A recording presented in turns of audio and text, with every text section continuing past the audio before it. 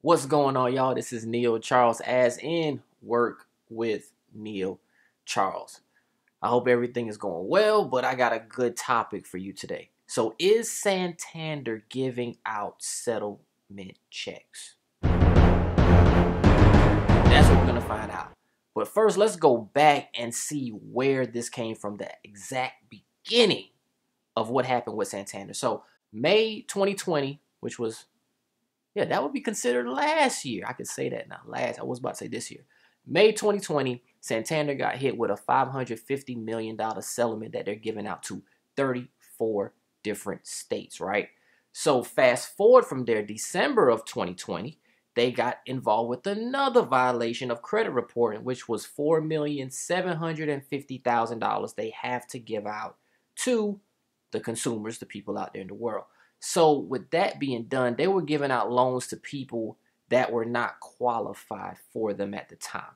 So let's say, for instance, you got a car with Santander. Their interest rate was ridiculous, like 26%.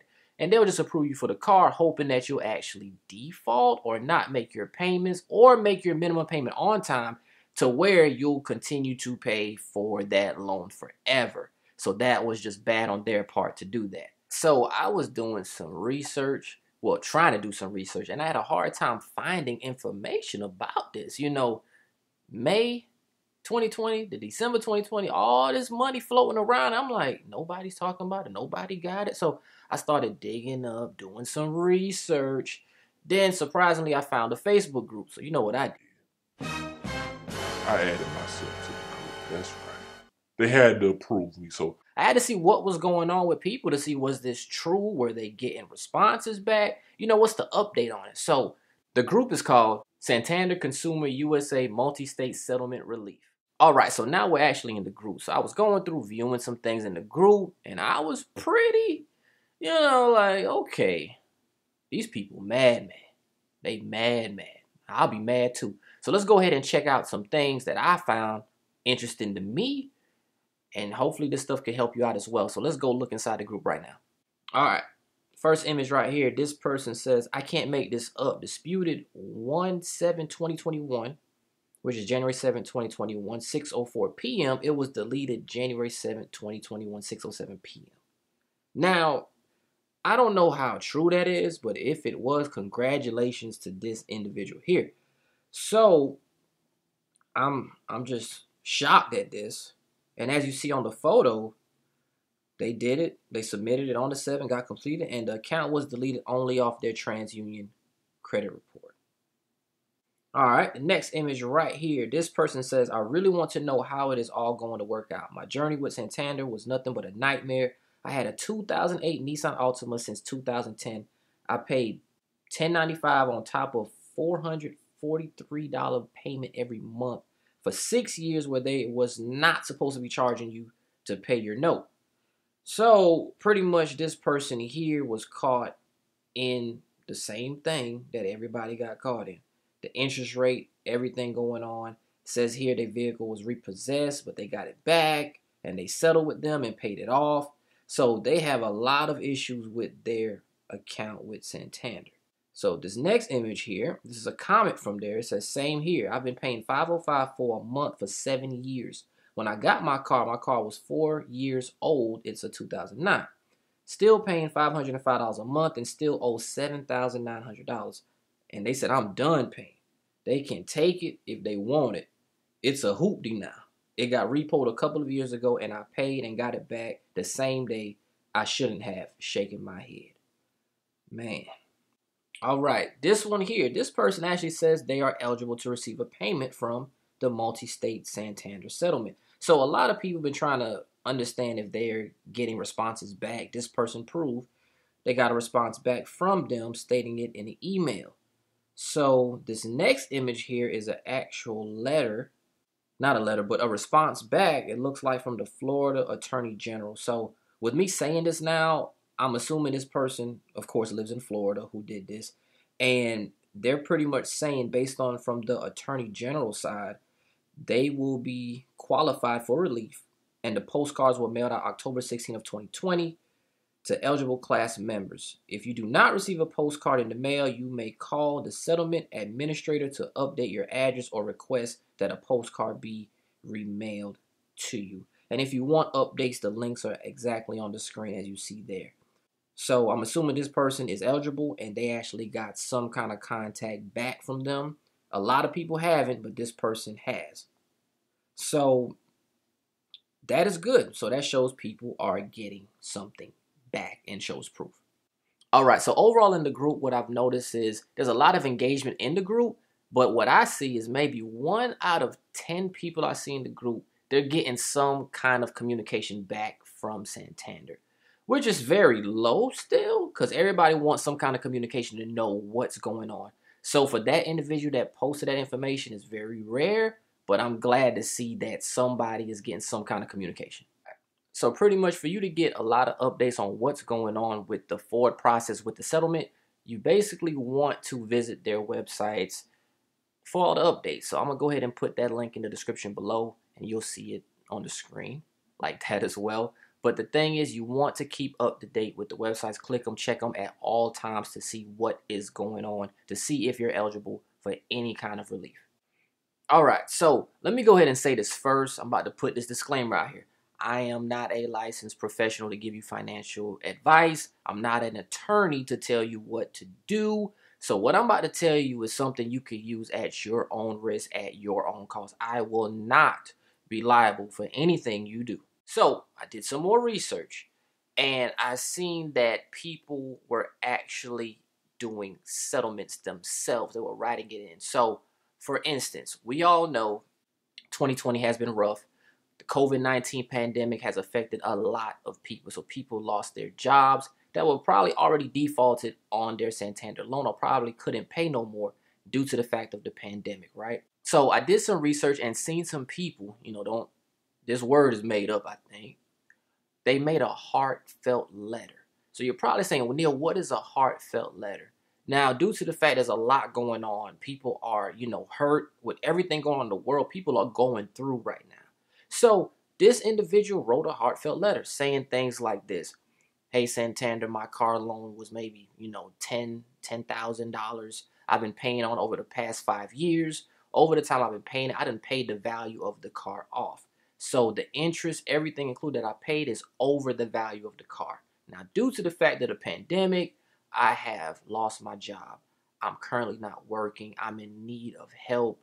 And just say all kind of things that's going on. Tell them how it has affected your family, things, your household, anything. Because you don't know who's going to receive that letter on the other end at Santander.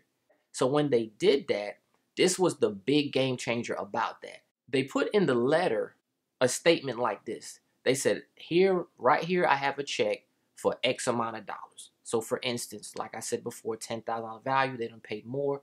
They'll probably put a check for maybe $2,000. With you accepting this check, you will provide me a 1099-C, and also I'm done with the car, I'm done with the loan, the car is pretty much mine, and my credit report will be updated. They also wrote on the back of the physical check the instructions as well. And the reason I think they did that is because, the banks do scan the front and the back of the checks now. So that's the other proof. So with the company accepting that check, they're saying, okay, cool, you're good to go. The car is yours, everything, possibly get the title, all that kind of stuff, and also get your credit report updated. And they were successful with doing it. I'm not saying something like that will work for everybody. I'm not saying it will or it won't. It's just worth a shot to try to see if it would. But once again, I will not be liable if something happens. That's the big disclaimer about that right there. All right, so now that we've seen all that and seen a possible solution that could actually help you, let's go ahead and talk about some tips in case you have a repossession. So due to the fact that Santander has people been defaulting and things like that, car repossessed, not just Santander alone, there's other companies as well. I want to help you and give you some tips. So tip number 1, you want to ask why your car is being repossessed. And I know it's probably simple like you think it is, and it is simple. So what you want to do is pick up the phone, call them, contact them, and ask them, why is my car being repossessed? It could be because of lapse on insurance. It could be because you've been late a few times and you didn't actually pay. So make sure you call and figure out what exactly is going on so that way you can get it situated. All right, number 2, find out if you could actually get the car back. So sometimes in some cases, the bank or where you're getting your car from, they'll actually let you get your car back for certain reasons. It could be if you pay the loan in full. Some people, like the local shops like that, if you just catch up on your payment, they will actually let you get the car back. So a couple things with that is you want to watch out for is actually what's going to happen on your credit report. So sometimes if you do that in a certain time frame, it may not affect your credit report. If you wait too long, they might possibly put a repossession on your credit, even though you actually got the car back, right? It will still report the repossession as the payments are being made on time. So you want to be aware of these things because your credit is very important. So make sure you just have a game plan with the decision you make when you're finding out if you could get your car back. All right, number 3, you want to know your rights. So when people get their car repossessed, some people think they don't have any rights, right? They can't get the things that are inside their car. That is not true. When the car gets repossessed, they can't sell your items or anything like that. So some lenders, they actually give you a list of all the items that are in the car. And some companies, you actually have to request to see what's in the car. But they are not entitled to sell your items, so you can retrieve your items. And there's a certain way of going about doing it. That just depends on the lender. If you feel as though you've been violated in any kind of way with a situation like that, I recommend just seeking out lawyer, attorney help to help you with that situation. All right, step number 4, ask if you still owe money on the car after it's sold. Now, sometimes you might still owe money on the car after it's sold at an auction. So for an example, you could have a car that's worth $10,000, right? And you still owe $9,000. At the auction, it sells for $7,000. That's meaning there's $2,000 that's just floating around that sitting there, right? You might be liable for that $2,000 even though it was sold at the auction.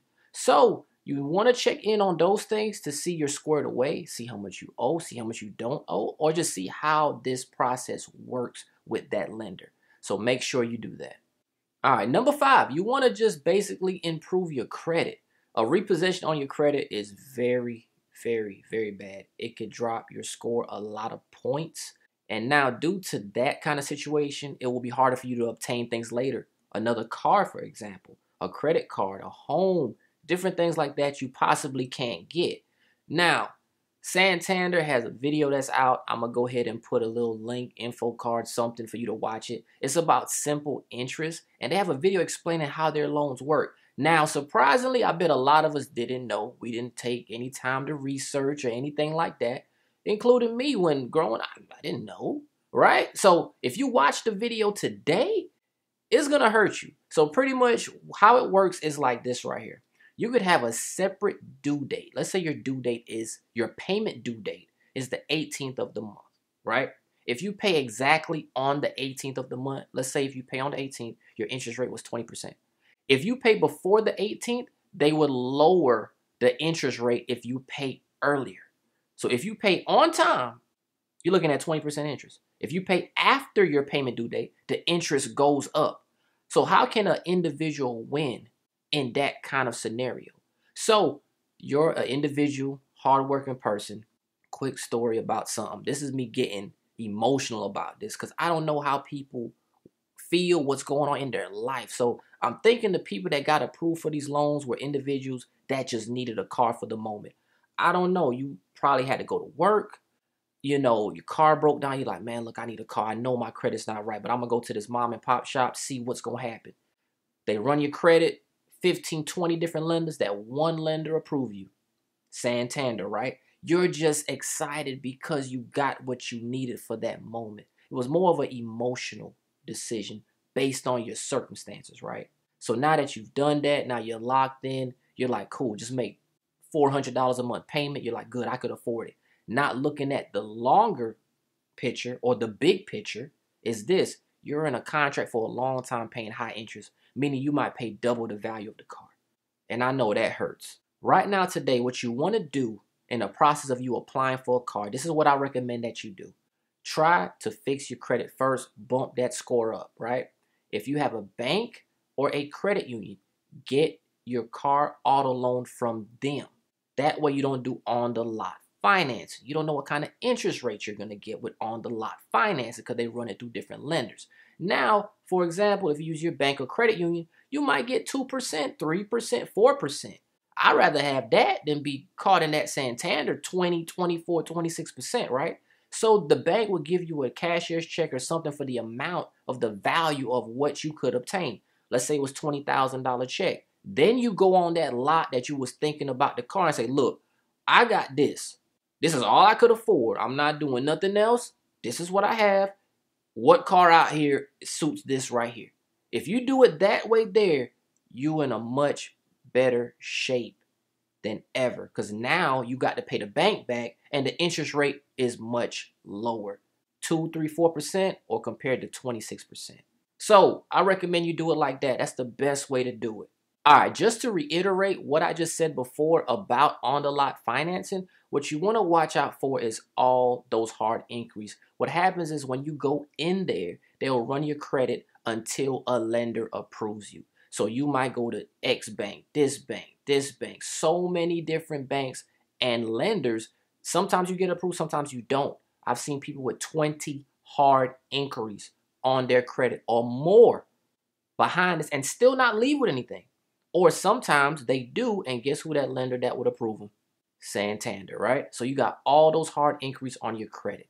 But if you do it the way that I said earlier, where you go to the bank or the credit union and you go through them, guess what? One hard inquiry, you know exactly the amount you could afford, go on the lot and get what you're looking for. So with that being said, that concludes this video. I hope you got a lot of information. Make sure you hit the like button, subscribe to my channel, hit the bell notification, and stay tuned till next time we work with Neil Charles.